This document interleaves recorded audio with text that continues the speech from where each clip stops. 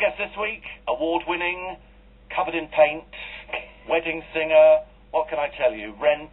But really, for this country, it was that one show that we weren't sure about, and people go, oh, you're going to love this show, and they said to me, come along and review it and see what you think of it, and I went, oh, I don't know, this sounds a bit odd to me.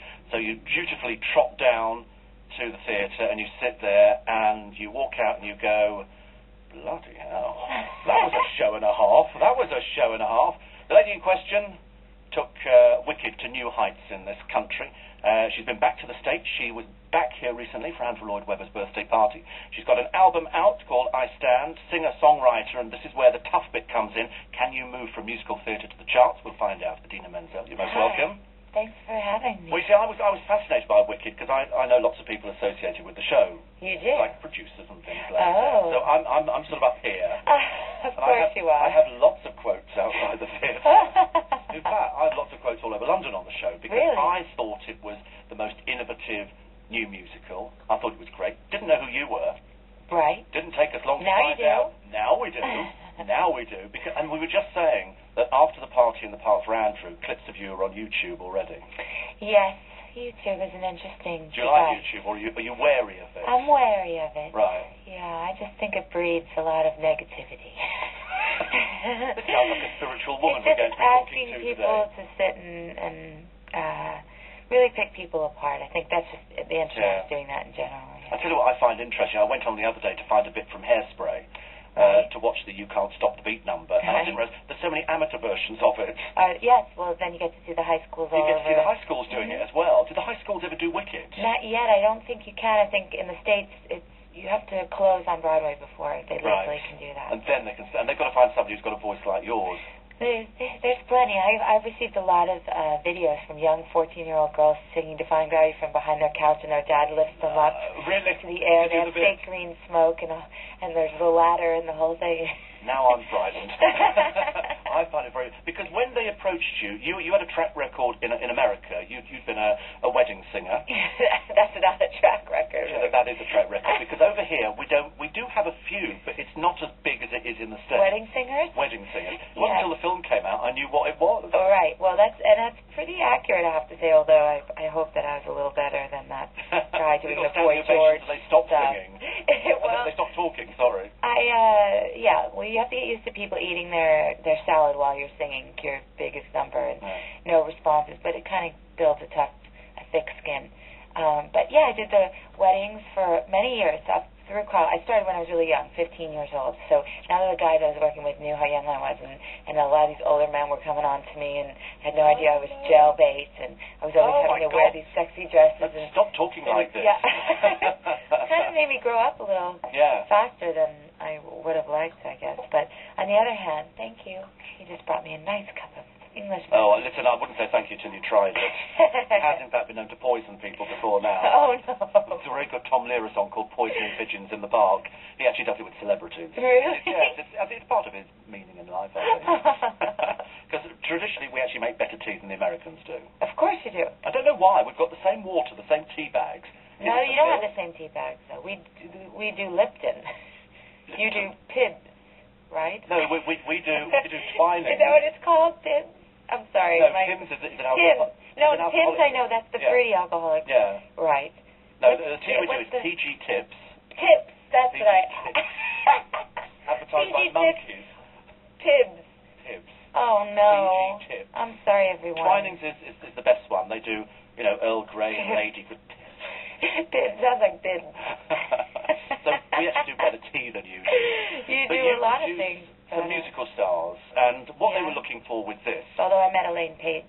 Oh, did you? You're a fan of Elaine? I am a fan of Elaine, yes. Little lady, big huge voice. Huge presence. But that was you as well, and that was the thing, that when I saw it on stage, and there was so many things going on, and the costumes are fantastic, and I'm thinking, there's you in this green makeup, looking at us thinking, well, this is a British audience. No, they warned me a lot. They said, don't, be prepared that the British audience might be more reserved, and they might not laugh where you expect them to. They might not stand up out of their seats. And I have to tell you, from the moment I was here, from the cast, the way the cast embraced me, the way the audience embraced the show, afterwards when we came out the stage door, I've never felt so much love and support. And I I felt that they were even more boisterous in the audience.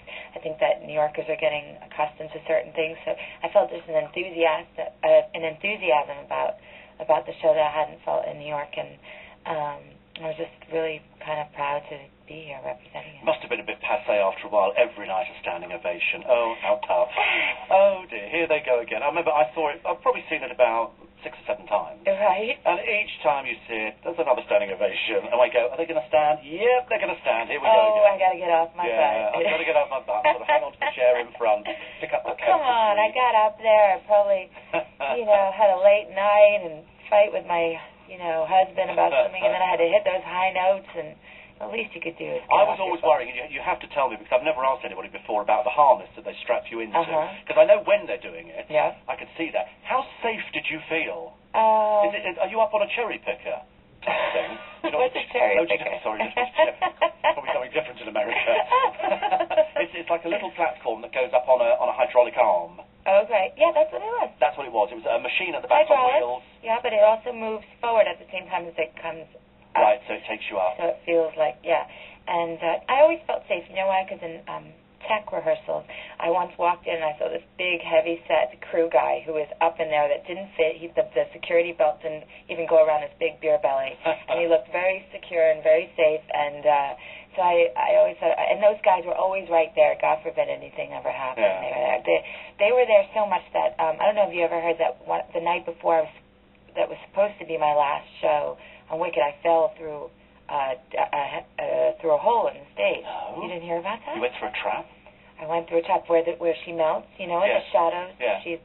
For the people out there who don't know, she does her melting scene, and it's behind a scrim, right? And I just went through it. And there was somebody substituting on the automation, and they cued the floor to go down 2 minutes early. So instead of me standing on this floor that usually descended slowly and gracefully, it was a 5-foot hole, and I fell and broke my.